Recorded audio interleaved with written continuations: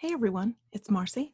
Welcome to What's Up, Marci. Today is Sunday, August 16th, 2020, and it is the Sunday Book Talk. I think we're going on like 11 or 12 weeks of Sunday Book Talks. It's become kind of a thing I look forward to. I spend the week trying to figure out what book I want to share with you guys and how I want to talk about it. And sometimes it's nonfiction. I do a lot of nonfiction reading, a lot of memoirs I enjoy a lot, probably why I wrote one. But I also love fiction and reading about other character stories and different time places, historical fiction especially, things that are based on historical actual events, but are fictionalized so that we can connect with the characters and so on. And this is one such book this week. We're going to talk about The Rent Collector by Camron Wright. It was published in 2013. I read it in the Kindle version, ebook version. It's hard to see with the glare. I don't know if we can see it at all. Farther away, closer to. There we go. The Rent Collector. I don't know how to get you to see it. Anyway, the image is on online here. So it's a novel, but it's based on real life events of people who live in a large municipal waste dump in Cambodia. It's called Stung Meanchey. I may mispronounce the names because I made them up how they sounded in my head.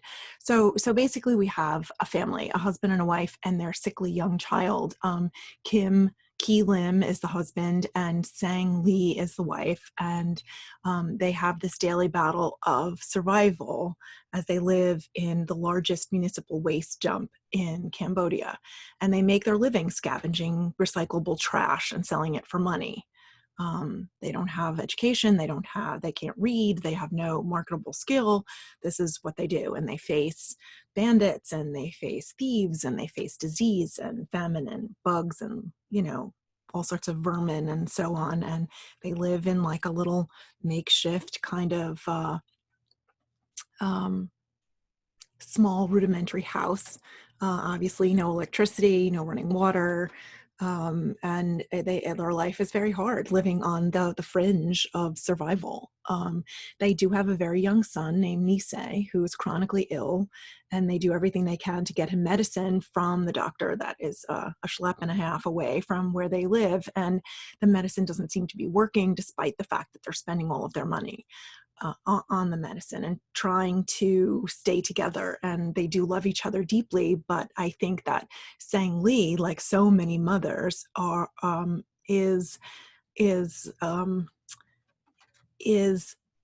has this like burgeoning need to do whatever she can to help her kid.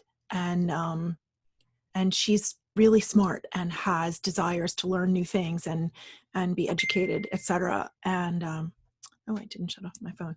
And it does form a rift between herself and her husband, as he wants things to stay the same and wants the dynamic of their relationship to stay the same, and she can't let it stay the same because she feels like the only way to protect her kid and to keep him healthy and growing strong, etc., and keep him alive is for her to learn how to be a better provider, and that starts with her own education. Anyway, so they're constantly living under the threat of eviction by this old drunk who is the rent collector in the waste dump. And Sang Lee eventually learns the secret of this bad-tempered rent collector who keeps coming and demanding money. And everyone is afraid of her. And eventually the secret that Sang Lee figures out sets in motion a tide that will change the life of everybody. And she embarks on a desperate journey to save her ailing son and the life of ignorance and poverty that she and her husband and her kid live in. So it's a story of hope. It's one woman's harrowing journey to save her son and a chance at another woman's ultimate redemption. It demonstrates that even in a dump in the pit of Cambodia, not that Cambodia is a pit, but the dump is, perhaps especially in a dump in Cambodia, everybody deserves a second chance. So the book is a work of fiction, and it's inspired by real people who live in Stung Meanchey, and it has to do with survival after the years of the Khmer Rouge, and how people lived. It's actually a very beautiful story. My dad had recommended it to me because the rent collector herself, the person, the drunk woman who everyone was afraid of, who was the rent collector, has a very literary secret. And I'm just going to read you a couple of pages because it's just very superbly written. And I screenshotted a bunch of them on my phone so that I could read them to you without scrolling too much and like losing myself. Let me figure out where I wanted to begin. I think you know what I'm going to do for next week is I'm going to choose the book earlier in the week. This is a brilliant idea. It just hit me now. I'm going to choose the book earlier in the week, and I'm going to announce what the book is. Maybe I'll make a schedule a few weeks in advance. And then on Sunday afternoons at a prescribed time, I don't know, 2, 3, 4, 5, I don't know, in the afternoon, Eastern time, I'll pick a time that works. I'll do a live broadcast like this, and maybe we can get some people in. I mean, I'm recording it on Zoom. There's no reason why I can't invite people to come in to Zoom and talk about it. And worst comes to worst, I wind up recording myself anyway. But it might be nice to have some people chatting about the book. Huh! Why don't we do that? Why did it take me this long to figure this out? Okay, so that's what we're going to do for next week. Maybe I'll put a link on Facebook and have people vote or suggest titles, or I'll suggest a bunch of titles and we can vote, and then I'll just pick from those what people have read or are willing to read or want to read or interested, etc. I'll look through my Goodreads account and see what books I have listed there, and that's a good place to start. So it's Marci Brockman at Goodreads. You can search me and stuff. I have a regular reader account and I have an author account because I'm selling Permission to Land. Oh, while we're checking Permission to Land, I swear we're not going to talk about this very much, but look what I got. I got a mug that I had made because I was so excited. I'm such a dork. I had a mug made with the title of the memoir on one side, and if we turn it around, the title of the companion journal book on the other. Oh, I'm such a dork. Huh. But I figured it would be fun to use during videos. Anyway, so here's the excerpt from The Rent Collector. Okay, there are other vital characters besides the hero. Stories are littered with characters you will recognize from our everyday lives. We should talk about them as well. Like who? Have you ever known someone who pretended to be something they were not? A friend, perhaps, who later crossed you? Yes, of course. Then you have met a shapeshifter, and yet it is not always a person. Fate is the most maddening shapeshifter you will ever encounter. Perhaps it is because my face is all scrunched up that she thinks I don't follow, but I do. It is just that she's talking so fast, I have to concentrate to not miss something. Tell me about the others. Do you have friends or acquaintances who are always mischievous and making jokes? Everyone does. Not only do these people provide relief with their wit, but their often impish actions point out the absurd things that need to change, just like Lucky Fat, I say. Explain what you mean. The other day, Lucky joked about how ridiculous it is that the buyer pays less to women and children when they bring in scrap than to a man, and he did it right in front of the buyer's face. I thought it was funny, but the buyer seemed annoyed. Yet when he paid me that day, it was as much as if Key had gone. Then you are already acquainted with the benefits of the trickster. Key is her husband. So Peep, who is the rent collector, raises her arm to cover the lower part of her face and then crouches at her waist. She glances wildly about the room, and when she speaks, her voice almost sounds sinister. She is actually acting. It is a side of a woman I've never seen. And then there's a mask of the shadow, she says, a cunning character indeed. The shadow character must be the evil person, like the gangs, I say. It could be, she agrees, standing back up straight. Sometimes the shadow is the villain, but the shadow may also be someone who simply disagrees with the hero and tries to pull him or her in different directions. And sometimes the shadow isn't a character at all. Why not? At times, the shadow can be within us. All our dark secrets that try to tear us apart, secrets that we can't or don't admit, even to ourselves. There's something you've said that confuses me, I say. Some of the things I say confuse me also. What is it? If the shadow isn't always evil, if it can also be someone who disagrees, does that mean Key is a shadow when he tells me I am wrong? Good question. Remember, from the shadow's point of view, we are the shadow and he is the hero. And here is something else, just as confusing. Sometimes these characters are all mixed up together. We may find that any character in the story can temporarily wear the mask of any or all of these, even the hero. Then how do I keep them straight? Often we don't. That's why literature and life are so exciting. These characters can be right in front of our faces, and yet we don't see them. So Peep hesitates. What is it, I ask? At times, the shadows can be within us, all our dark secrets that try to tear us apart, secrets that we can't or don't admit, even to ourselves. There is something you've said that confuses me, I say. Some of the things I say confuse me also.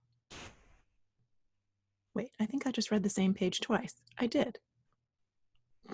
Okay, let's go back. So Peep hesitates. What is it, I ask. Now here we go. Also think about this, and then we will finish for the day. All of these characters we have discussed, and many more that we haven't, their struggles aren't always evident. In almost every story, the fiercest battles often take place within, internal conflict into ourselves. So Peep places her books in her bag, a sign that tells me we are finished for the day. Perhaps it is the confusion still pinned to my face, or that I am finally silent and not asking incessant questions. But either way, just before heading out the door, she leaves a thought that I sense will percolate in my head for the rest of the afternoon. Just when I think we have our own stories figured out, she says, heroes arise in the most unexpected places. And that last line I had highlighted from when I read it. Just when we think we have our own stories figured out, your own story, the story you tell yourself, the story you have in your imagination, the inner story that percolates and motivates who you are, heroes arise in the most unexpected places. I think that's really profound, because not only can that hero be somebody in your life, a friend, your kid, your spouse, someone, your significant other, could be a teacher, could be anybody external to you, because we often think of heroes as somebody else.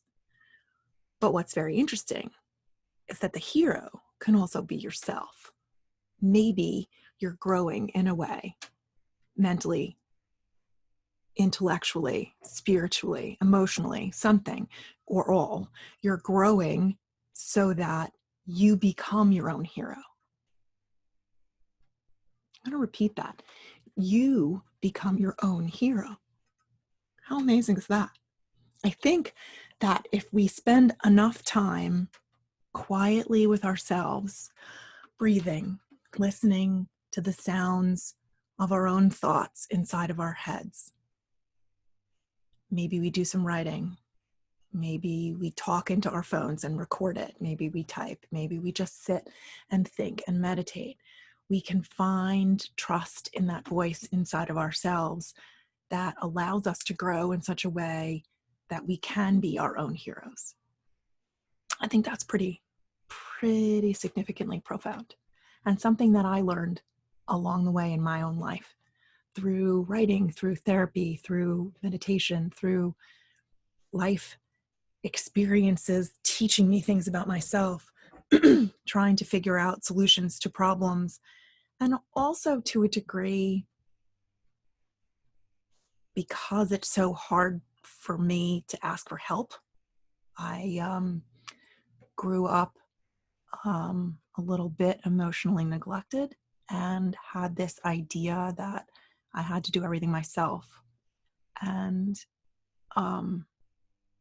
when you feel like you have to do everything yourself and you don't ask for help because you feel like asking for help demeans you in some way or makes you less valuable or less worthy of love and belonging and meaning and home and safety and peace and all of that stuff, it's unhealthily keeps you bogged down. And Sang Lee reached out for help to So Peep and was able to make her life better for herself and her kid. And when I finally figured out how to reach out for help after my divorce and allow others in my life to help me, and sometimes the help is just having somebody to talk to or having a sounding board to bounce ideas off of. It doesn't have to be something huge, you know. I mean, of course, we all want help moving and, you know, help bringing the groceries in and all that stuff, but it's not really the important stuff. The important stuff's the, how do you figure out the minefield of stuff in your head? Anyway, just food for thought. It'd be nice to be your own hero. It's really largely what the book's about. Figuring out how to break the intergenerationality of mental illness and addiction and negative behaviors and negative relationship templates, and figure out how to be my own hero. And it's still a work in progress. Just because I wrote a book about it doesn't mean that I have it all sewn up in a nice little bow, you know, or tied up in a bow, not to mix metaphors. But I still beat myself up over stupid things. I still get stuck in my head. I still resist asking for help. I broke my foot, so I'm stuck on the couch most of the time. I did make it up the stairs to do this video, but I've been stuck on the couch. And every time I stand up to get myself a drink, or I stand up to make myself something to eat, or to get a tissue or something, my husband is like on the other side of the house, kind of admonishing me, like, please just ask me to get it for you. Like, he doesn't mind. The same way I wouldn't mind if he had broken his foot and shouldn't be up on it. But I have this thing in my head, that this overly stubbornly independent thing, but it's not necessary. There's a reason why human beings are communal people. There's a reason why belonging in a community feels so good and is necessary for survival. So it's something that I'm constantly like reaffirming for myself. I will actually audibly talk to myself about it. You know, like, okay, sit down and ask for help. Seems super easy, and yet it's really not. So as you figure out what your triggers are, hopefully you can grow and explore and become your own hero, because that's all I want for you. I think that'd be really awesome. Anyway, so thank you for coming and enjoying the book talk. Please stay tuned on Instagram and Facebook and the Facebook group Permission to Heal, Safe to Fly, and on YouTube, where this will also live. And I'll come up with a short list of books, and we'll start doing a live in-person communicating together, discussing book talk ourselves, you know. And even if only one person shows up, it'll still be probably more interesting for viewers than just watching me ramble on. Anyway, I could keep going. We all know this. So I'm signing off for now. Thanks for being here for Book Talk Sunday on What's Up, Marci. I'm Marci. So great to see you. Love you all.